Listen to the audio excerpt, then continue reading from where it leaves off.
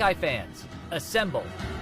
MCU's hardest working Avenger. Yeah, you heard it. No superpowers, no billionaire iron suits, no wall-crawling abilities. Still does his job.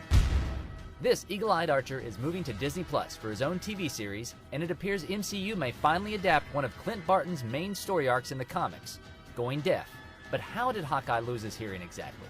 To know that, let's dive deep into comic lore. Hawkeye's history of hearing loss begins in the 1983 limited series by Mark Grunwald. Hawkeye and Mockingbird get captured by the Death Throes. Their leader, Crossfire, who is related to Darren Cross, better known as Yellow Jacket in Ant-Man, has a plan to kill the Avengers by first killing Hawkeye. Then, when the Avengers come to his funeral, Crossfire would kill all of the Avengers. Ooh, a plan fiendishly clever in its intricacies. In Hawkeye issue number 4, Crossfire uses a mind-controlling device which makes both Mockingbird and Hawkeye start fighting one another. They beat the crap out of each other, but at some point Hawkeye snaps out of it and slips a sonic arrowhead into his mouth. When activated, it nullifies the effects of the machine long enough for him to regain control, but it blasts out his eardrums. He's then able to KO Mockingbird safely, and Crossfire is defeated because, and this is kind of hilarious, Crossfire can't pull Hawkeye's bow. Twing! Mockingbird is the one who later gets him hearing aids and helps him adjust to being deaf. All of this is explained while Hawkeye and Mockingbird are soaking it up in a hot tub together after eloping. We'll just keep that one in the comics and not tell his MCU wife. Okay, Miss Cardellini? Fast forward to Avengers 502. Hawkeye sacrifices his life to take down a Kree warship after his arrows were set alight in battle. But like all comic superheroes who die, they eventually come back to life. In Marvel's House of M crossover, in which Scarlet Witch's powers remake the history of the Marvel Universe, Hawkeye returns to life.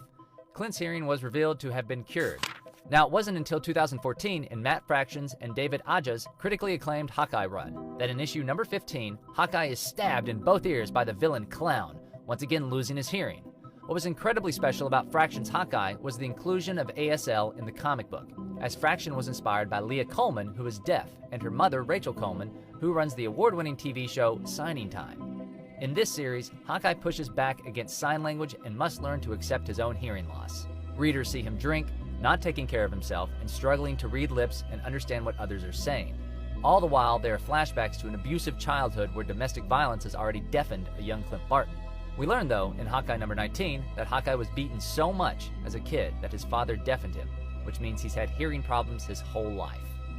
Now, instead of kind of a plot device from the 80s that feels like it doesn't have too much significance, Fraction and Aja's Hawkeye illustrates real American Sign Language in lieu of speech bubbles. Hawkeye and his brother Barney use ASL because it's the most effective way to communicate. This really stands out in today's culture.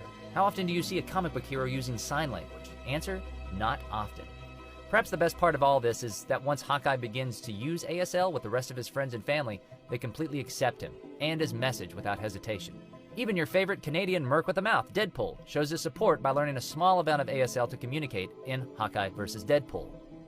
It is also revealed that his new tech, hearing aids, were created by none other than Tony Stark.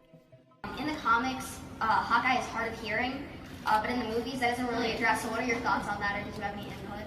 Oh, I didn't know about that, so thanks for making me aware of that. Okay, thank you. Now, exactly how the MCU brings about Hawkeye's deafness remains to be seen, or heard. The franchise might loosely adapt one of the comic storylines, showing how Clint begins to lose his hearing as a result of a mission gone awry. But taking all this in, Hawkeye's show is shaping up to be a strong, compelling narrative, much like Netflix's Daredevil, both of which dealt with superheroes with disabilities. Except remember when Netflix didn't provide audio descriptions for Daredevil, leaving people with visual disabilities unable to watch the show? Bravo, Netflix. Bravo. Disney and Marvel have a chance to not only make an exciting story arc for MCU's most unused superhero, but make a difference in the deaf community.